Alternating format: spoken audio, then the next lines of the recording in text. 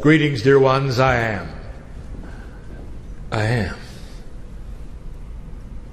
Kryon of magnetic service. It's the voice you've been hearing all along. It's the human being you've been hearing all along. Some will say it has come too quickly. A human being should not be able to make the jump to the other side of the veil this fast. You don't know. The new energy promotes a system that you don't know. It is not like the old days, I will tell you. This is a creator who wants to be found. That is to say, when you take the hand of the higher self, it does not let go. I live with this man, and he knows it. The higher self is even part of the Kryon. That is difficult to explain, and so is yours, dear human being. There are those here who say it's not real. There are those here who sit in the chair and say this is the man speaking. This is the one who is pretending to channel. So let's get to it. In this space, I am creating energy with your allowance that is going to fill the space between your chairs with the soup of energy, which is the love of God. And I'm inviting into this place right now, with your permission, all of those in the group that is you, those you have loved and lost, those before you were born that you think you don't know are here. And in just a few minutes, the energy is going to shift in this place, and then I'll ask you if it's real. And you'll know that this is the voice from the other side of the veil, linearized for you through the man who sits in the chair. And it's all done through the process of what we call love for humanity. It is all done so that you will hear things you should hear, in order to help you move through these things, dear family, which you call humanity. There are those here who say, who would authorize such a thing called channeling? It is not sacred. They'll say it is not the way God talks to humanity, and I will tell you, it is the way God talks to humanity. It always has been. Again, I will say what I have said many times before. Again, I will say this to you, that all the scriptures on the planet, no matter who wrote them, have all been written by humans, all of them. God did not write anything. Humans wrote everything. The most sacred scriptures you can imagine, the ones that are revered by billions on the planet, written by human beings under the influence of spirit, and that's called channeling. And now you see it live, and therefore it may not have the profundity that it does when you see it in history, or when you read the words that were given thousands of years ago from the prophets and those, the apostles and the disciples. Well, let me tell you something, maybe it will in 100 years, 200 years. And you get to see it live. We do this all the time. Part of the energy shift on this planet is that this is becoming more common. But it is still sacred. For it is the core sacredness of you that we speak of. If you have been in the presence of Kryon before, oh, by the way, the room is starting to adjust. Some of you just felt that one. Do you know who it is sitting next to you yet? Some of you do. Because you've allowed it. Some of you do. Oh, humans. Oh, if you had the grand picture. I know who you are. I know your name when you're not here. This is such a small part of us. This human experience, such a small part of who we are. You and I. I'll speak to your higher self, you and I. Watch the earth be created. You and I have been on other earths before. You've heard words in other languages before. You've been other shapes before. This is not new to you, dear one. But you don't remember. You're not supposed to remember. But inside, there is a knowing. There's an intuitive knowing that you are an old soul and that I'm right. Let me take you for a moment to the potential of your last breath, dear human being. And what will you think then? Your last breath, you see, there is not one in here who is new. Not one. All of you have been here before. I'm speaking to a choir of old souls. Everyone, even the unbelievers. What happens at your last breath? I'll tell you.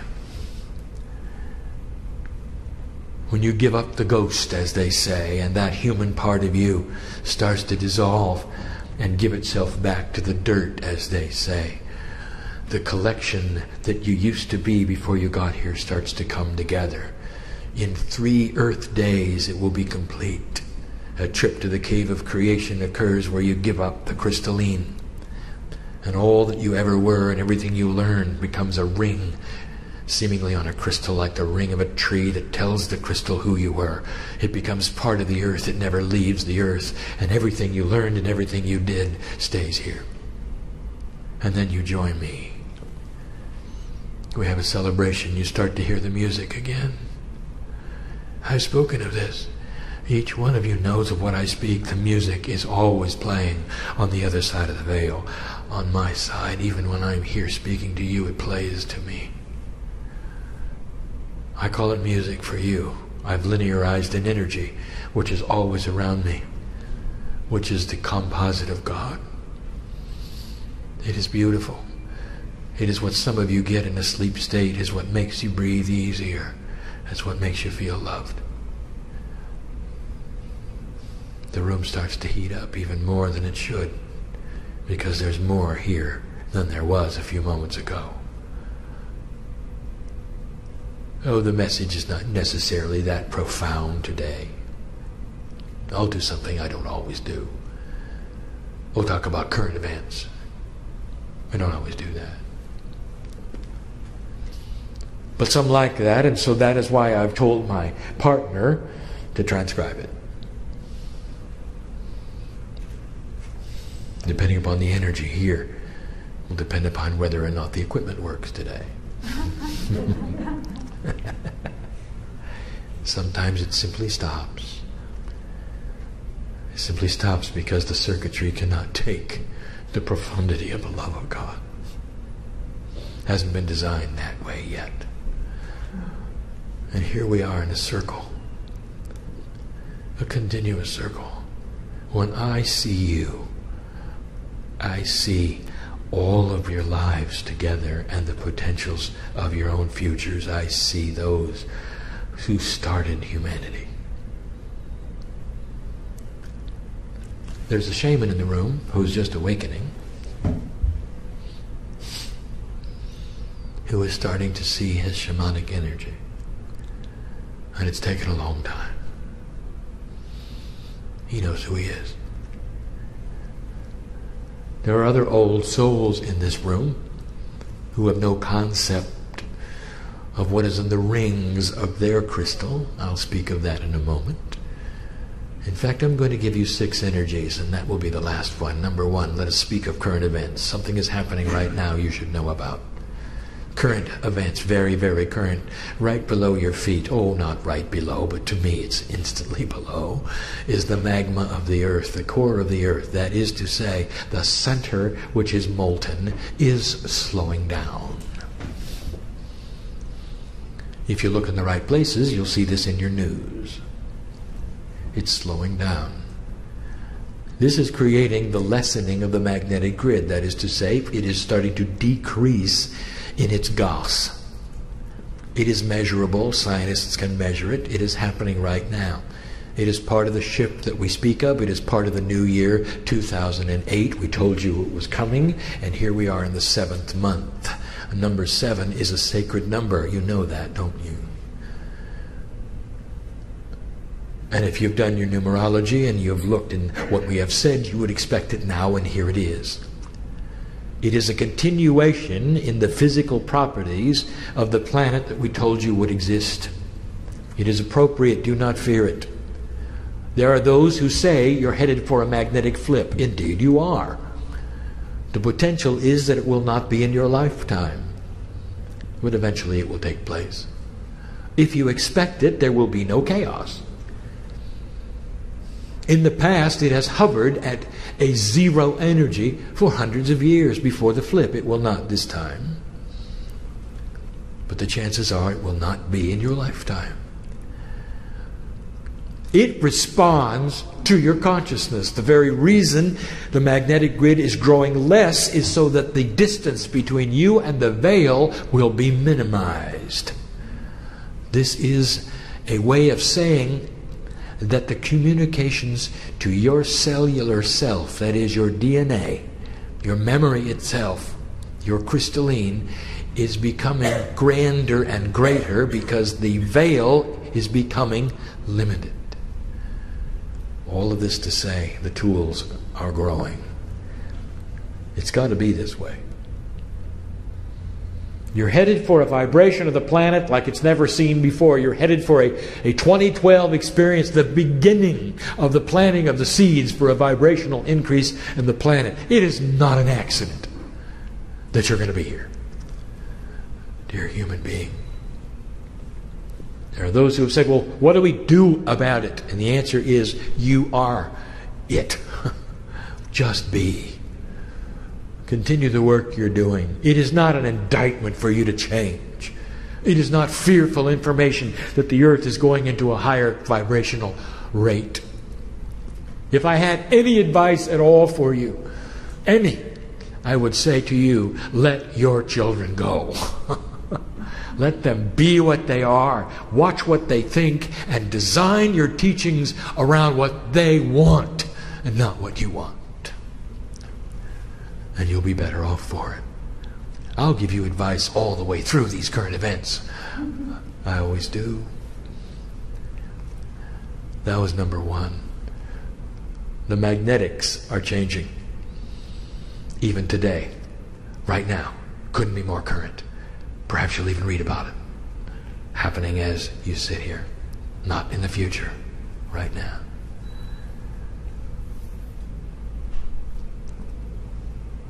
Next month, a grand experiment takes place. The largest machine on earth comes online studying the smallest things that exist. Things that are invisible. And we speak now of the atomic accelerator in Switzerland. Current events. There are many who've said, this is dangerous. It is not. No more energy will be studied there than is present in the barrage of cosmic energy that hits the earth every moment of every second. All they are doing is creating the energy in a controlled way so that they can study it, because they cannot study it when it's random. They use matter and antimatter. They use protons and antiprotons. And they speed them up to 90% or more than the speed of light and crash them into each other. And the biggest experiment that's ever been. Let me tell you what the potentials are. And remember, you heard it here first. What they're looking for is interdimensional energy, and they will find it. Because they're looking. What they're looking for is what they'll get. And let me tell you the profundity of what they're about to discover within this next decade. They will rewrite the scenario of how the universe started. The Big Bang never was. It is a three-dimensional explanation of an interdimensional attribute. Universes are created all of the time through interdimensional shift. And when one dimension literally collides with another, you get all of the attributes that you describe as the Big Bang. In 3D, you had many scientists prove what they felt was the Big Bang theory's attribute that showed it truly existed. They found the residual of what they thought was proof. Names like Hubble and others. And here's what we're going to tell you. That if you're going to think in 3D, that's what you're going to get. But even the Big Bang Theory had to be interdimensional at its beginning. For everything traveled faster than light. Everything happened all at once. Today, that would have been the attribute of a quantum event.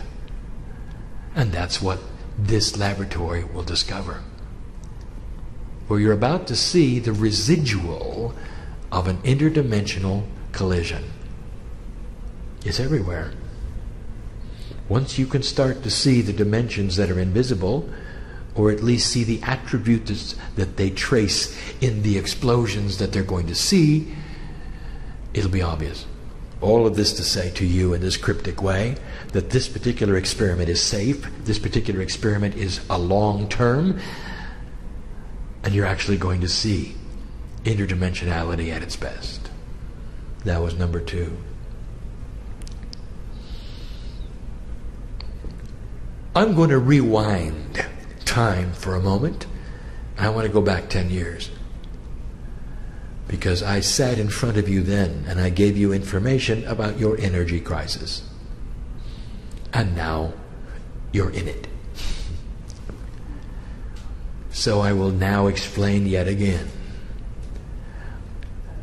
some things that you can do about it. I'm going to give you the same information I gave you before. For those need to hear it now, who did not hear it before, and see it now, who did not see it before. This particular message has the potential of hitting the ears of someone who you would say in 3D is abundant. That is to say, they can make things happen because they have the purse strings to do so. You would call it deep pockets. And so I challenge the one that hears this with deep pockets. For this will only make you more abundant. There are 2 energy sources on this planet which have always been there, which are free. Free. And the technology to claim them has been developed. And they are free. Listen.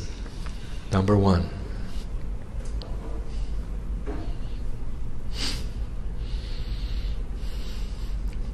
You wonder why the moon is there, don't you? Kryon, why do we have a moon?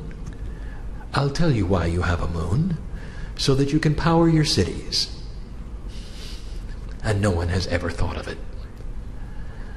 The moon gives you motion of water on a timetable that has never changed for centuries.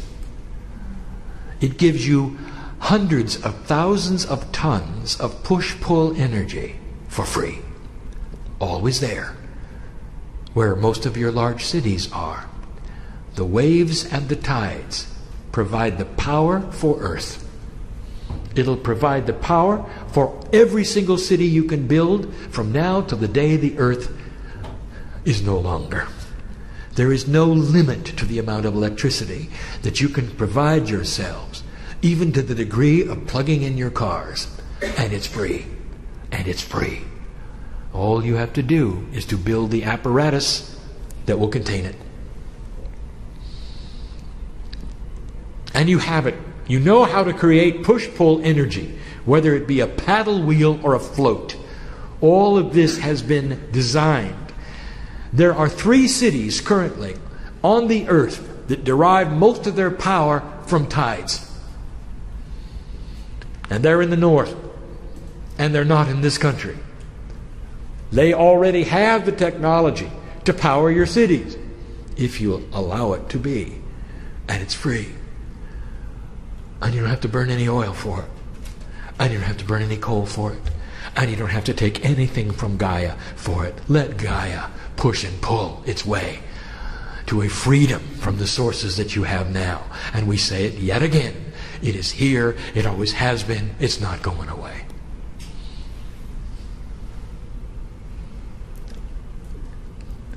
The second one, a little harder, but just as obvious. You have many ways of creating power. One of the most complex and difficult to understand and build is the nuclear power plant. And all you have done when you've finished is to create a steam engine. For all it does is create heat. For you then to create steam. For you then to create a generator which moves to create electricity. It is therefore a glorified steam engine. There is another glorified steam engine called the magma of Earth. Everywhere you drill, it gets hot the further you go down. Did you think about that? If you want heat, all you have to do is drill for it.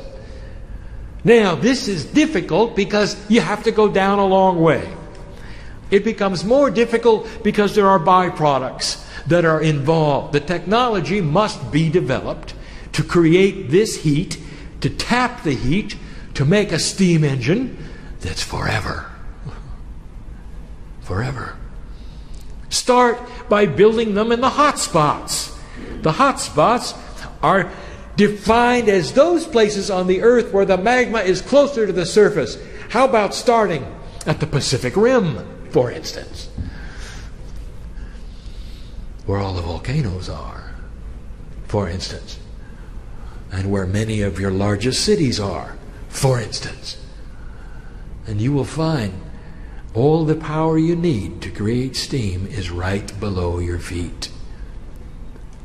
Is it worth it to invest in this? That's up to you. How much longer do you wish to extract pieces and parts of the earth, burn them up and put them in the atmosphere? And what is that worth to you? And so we say it as clear as we've ever said it to you. From the other side of the veil is that the power has always existed. It's existed for you to create electricity, to power your cities, to power your vehicles, and it has always been free. No byproducts at all. And that was number 3.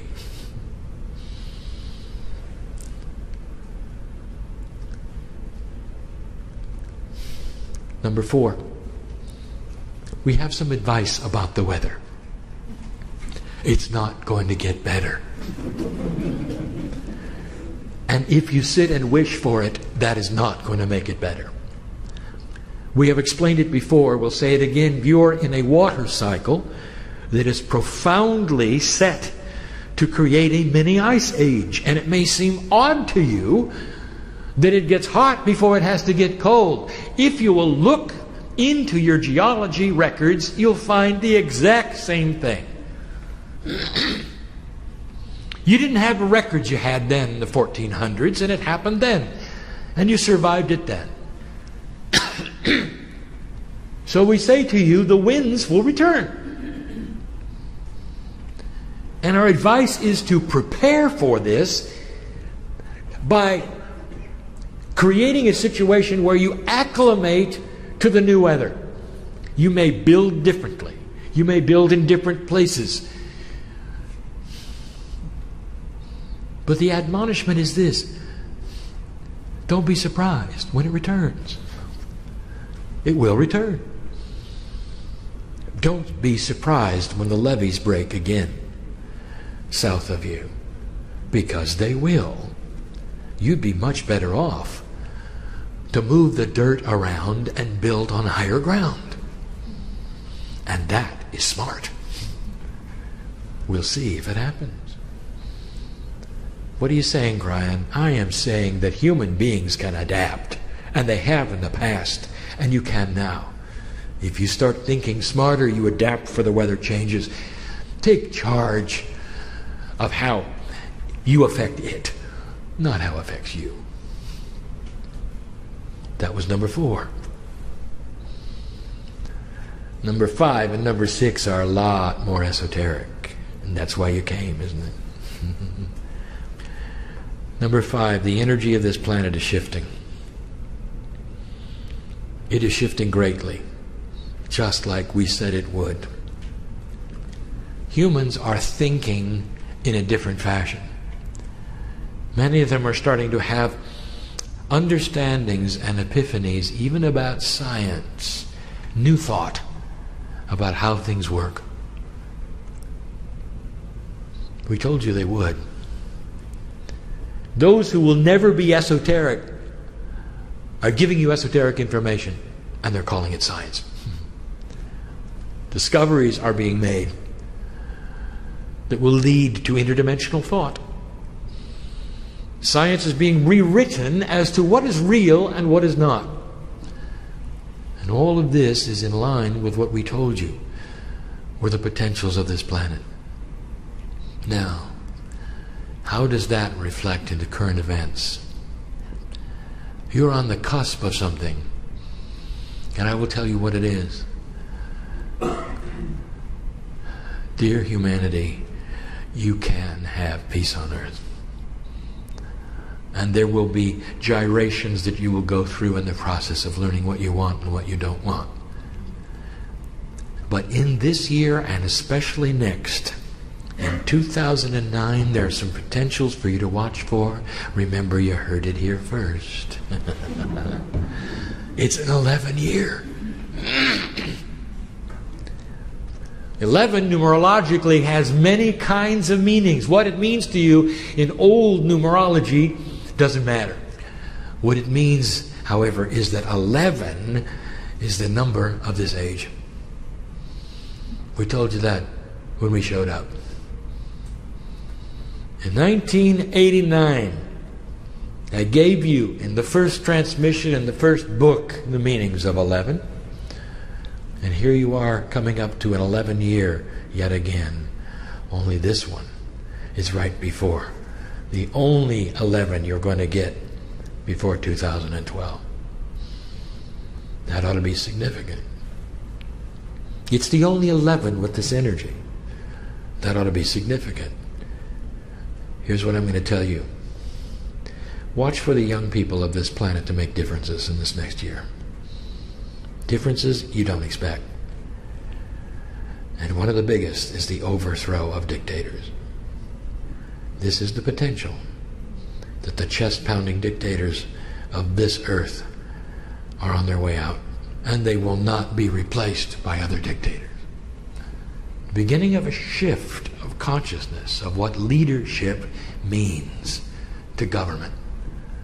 Of what ordinary human beings are going to expect from their leadership.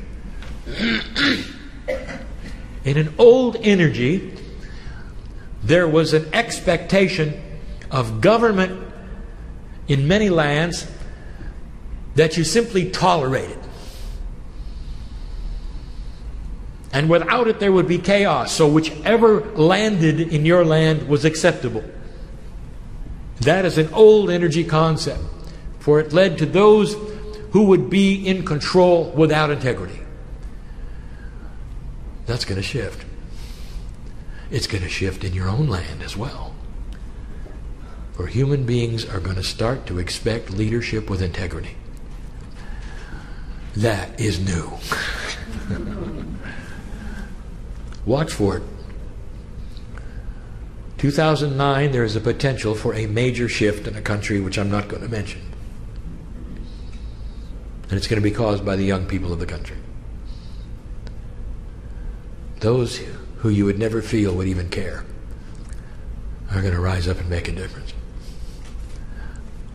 Watch for it And when you see it, don't look at the news and say, this is bad.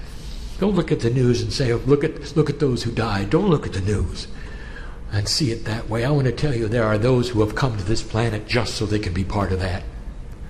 There are those that have come to the planet just so they can be part of it and come home and come back and do something even greater. I want to tell you, the overview of this is far grander than you think. Congratulate those who have decided to pass on for this reason, for they've made a shift that is heroic. And look at what they do for their own country. For there will be some of that as well, potentially. That is what we see. The whole planet is involved in this one. It really will change the future, you know.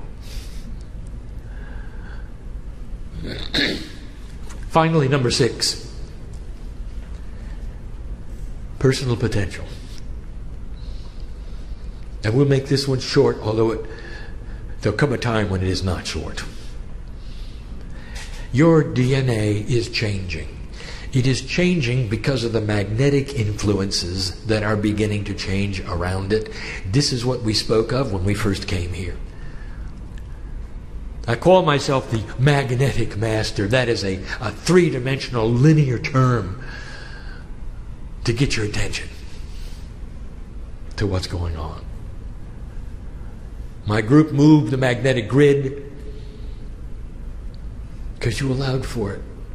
You don't understand what human consciousness does. Human consciousness is a demand, an instruction set for those forces which are esoteric around this planet to move physical things from the consciousness that develops from your thought. It's backwards than what you think. There are those on the earth wondering what God is doing, never understanding it's what they're doing.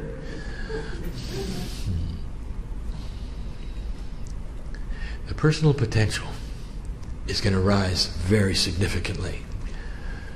Potential. Nothing happens to you unless you ask for it.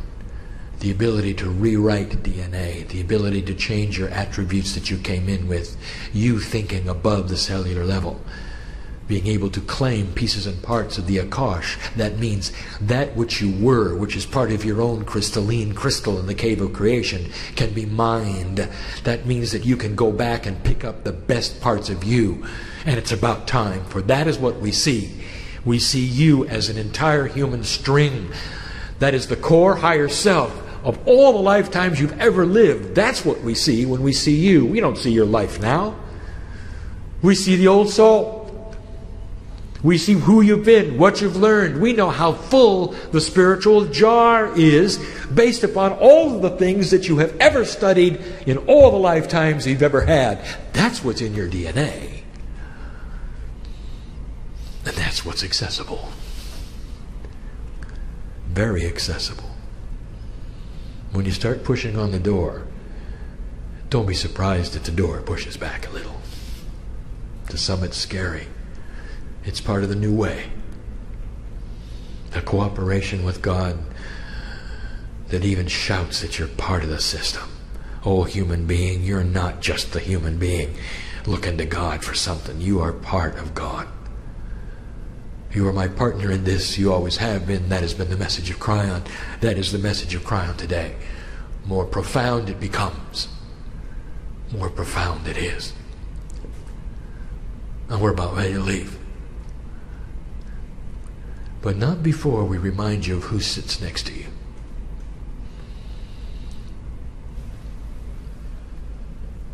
There are those listening to this message that are not in your time frame. If you will allow me for a moment to speak to them. You sit there and you're listening, some of you, most of you, alone, to this message. And you're thinking to yourself, well, this happened in the past. Isn't it sweet? Isn't it nice? I think I'll write some of these things down. You're thinking to yourself, well, I want to tell you something. You're involved right now. For in the very aspect of you having the intent to listen to this, you have created an energy that allows you to be surrounded by those you've loved and lost. by those in other lifetimes that continue to surround you as what you call your guides. There is a lot going on right now around you, listener. You are not just tuning into something that happened in the past. And I'm talking to you personally. You know who I'm talking to. And you ought to feel it right now. Because I know the potential that you're listening. And you are. Such is the way quantumness works. That we have the ability to see things out of time. But the potential existed for you to listen, and you are. And I will tell you, it is no accident that you're here with your ears. Any more than it's an accident that there are those here in this time frame with their bodies to sit in the chairs. It's a stretch, isn't it? Human being to become interdimensional. But some of you are learning very well. It is the love of God that surrounds you right now. That's what you're feeling. All of you. Those in this time frame, those in the others. You see, the Creator wants to be found. And that's what you are learning in this age. There's a cooperation. There's a partnership. Not worship. Because we're family. Dear human. And so it is that we say that there has been a dispensation even right now of allowance for belief that such things could even begin to be real.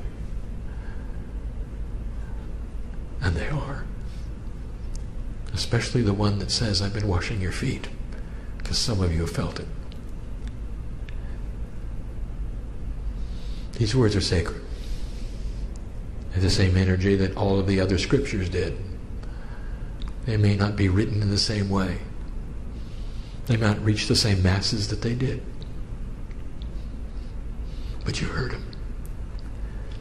And they went into you. So that today you could feel the love of God.